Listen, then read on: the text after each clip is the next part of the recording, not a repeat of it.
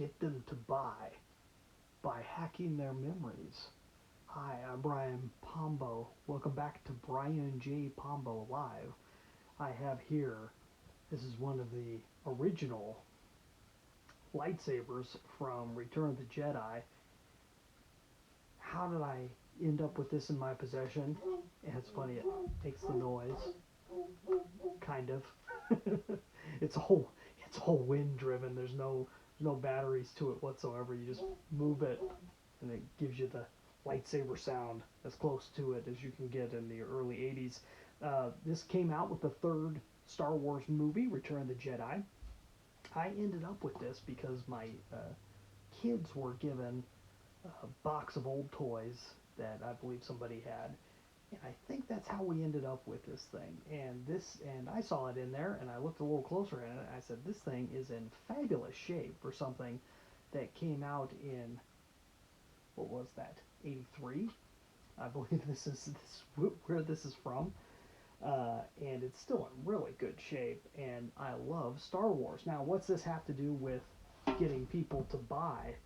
Well, if you're a business owner or an executive or someone that's in charge of marketing at your business, it's really important to learn about the power of childhood memories and what we like to call nostalgia, right? Uh, the reason why I was drawn toward this and held on to it, and it slipped away from all of my children's stuff and into my office, is the nostalgia, the connection to it, the idea of always wanting a lightsaber, the idea of well, honestly, when Return of the Jedi came out, I remember a specific cousin that had a whole bunch of Star Wars stuff, and I had none of it. I don't think I had a single item, maybe something from McDonald's, but that was it. And all I wanted was something like this growing up. And so having it now is a little piece of nostalgia got in there and is taken advantage. And I know it. I know it's in there. I know that it's there ready to be taken advantage of by marketers and so forth. And you've got to understand that you have that too, to some extent or another, whether it's conscious or subconscious, it's still there. You have memories, both negative and positive, that can be manipulated by marketers. And it's not necessarily always a malicious or evil thing, right? Sometimes it's necessary in order to get your attention. So they'll use certain music. Pay attention to the music and the time periods that music is from in TV commercials and commercials you see online and hear on the radio. It's playing towards a specific group. And even if you have a local business or anything of that sort, if your customer base, if your ideal customer base, the best customers come from a certain era, find some music that plays to that era or style of music and insert that into the background of your commercials. That little bit will get that little extra attention in order for them to pay attention to your message a little clearer.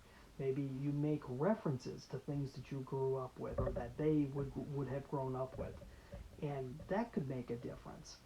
These little pieces of nostalgia, you're hacking into the emotions that are already there that people already have. Now, you can use this for the forces of evil. I'm not asking you to do that. I want you to use the light side of the force here, folks, okay? But understand that it's out there. It's being used constantly. It's everywhere. It's used by the sharpest of politicians.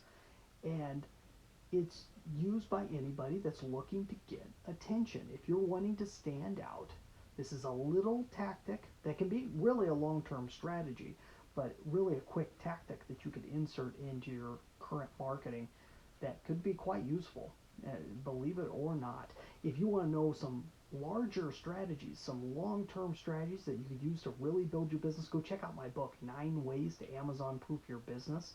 In fact, you get your own free copy at amazonproofbook.com. We'll be back here tomorrow night with another principle, a strategy, or a tactic that you could use in your business. You have a great night. In the meantime, get out there and let the magic happen.